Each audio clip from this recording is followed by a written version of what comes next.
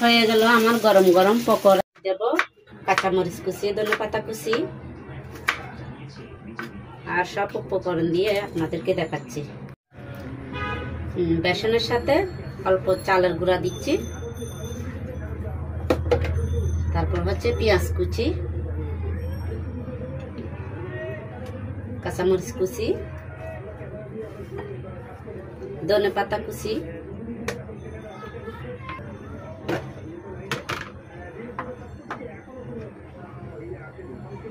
সামান্য হলুদ গুঁড়া, সামান্য মরিচ গুঁড়া, সামান্য লবণ।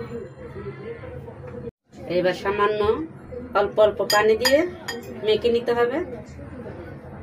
একসাথে বেশি পানি দিবেন না, একসাথে বেশি পানি দিলে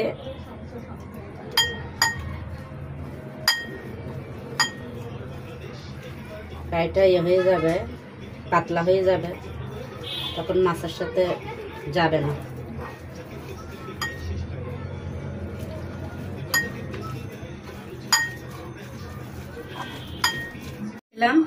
সেখানে এখন একটা মাছ দিয়ে দেব।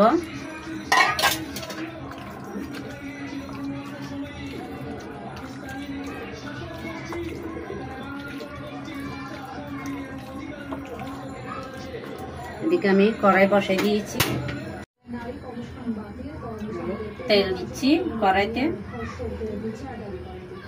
একটু বেশি করে তেল দিতে হবে, বাসা তেলে ভাজতে হবে। লেট্টা মাছের পকোড়া গুলো দিয়ে দেবো। দিয়ে দিচ্ছি লেট্টা মাছের পকোড়া।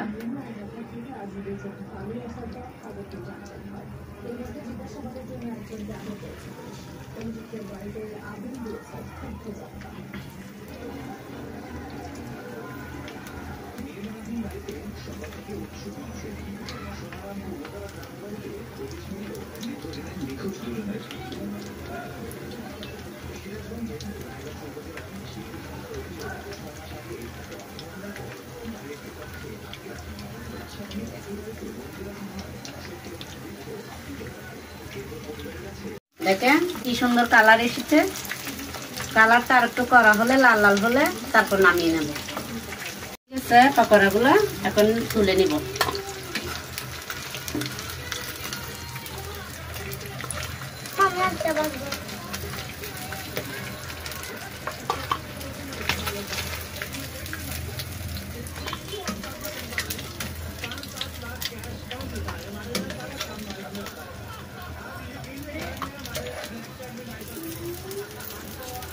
হয়ে গেল আমার গরম গরম পকোড়া।